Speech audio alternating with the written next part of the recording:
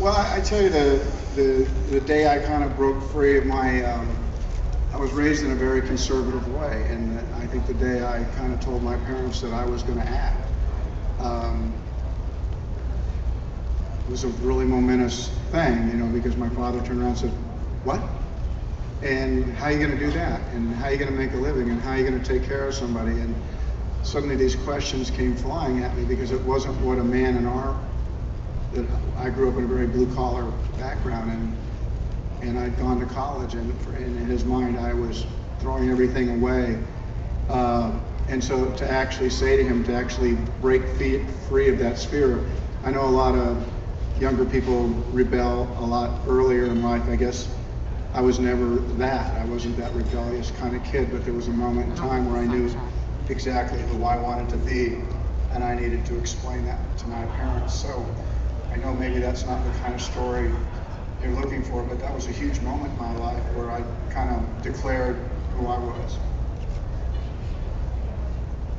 Hi, Stuart from Rick D's Entertainment. So I have to ask, you made a comment about the Olympics, and I wanted to know if you could talk a little bit more about that, and if you were to compete in a sport, what would it be then? Well, a lot of things come flooding into your mind when you have 40 seconds, and what to say and who to say it to, and yet you've got this weight in your hand. And at one point I just started looking down at it, and I couldn't help but think of some of those when I was watching the London Olympics, that there were some sports that looked kind of like this, with people that didn't seem quite like sports to me. And so, you know, you take this very big moment in your life, and I flashed to the Olympics and what this looks like, but I did try in a very quick manner to talk about the people who had believed in this project from the beginning. Nancy Dubuque specifically, in kind of breaking with conventional wisdom and allowing us to go through. It's no small thing.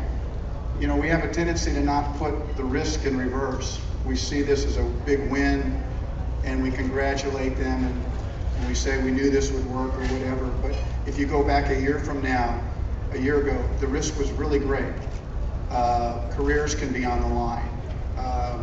Nancy's could, and now Nancy tastes the fruits of victory, but she had this kind of creative courage to say yes. And you know, it's all those inner workings before you get to a night like tonight, where people put it out there. And of course, Leslie, almost 30 years of peddling his little story, only to find himself on the red carpet. So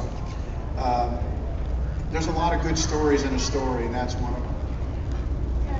How do you think, Kevin, how do you think that being in Hatfield with this thing such a big success, you know, what is this going to do for your career going forward? Are you going to look for more television? Well, I have been writing a lot of things. You know, the last 5 years I haven't worked very much.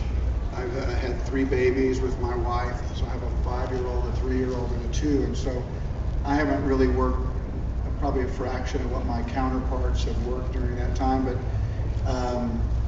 I really enjoyed what I've been doing, and all that time I have been writing, looking to direct, and interestingly enough, writing some television also, just because that's just the way the stories were playing out. And in fact, my children, I'm not certain that they know I'm an actor. My 5-year-old and my 3-year-old think that I'm in construction because of the building of the homes we're doing right now, and I spend most of my time there. So how it impacts, there's you know, Hollywood works off perception, and so I know what success means to people who deal with perception.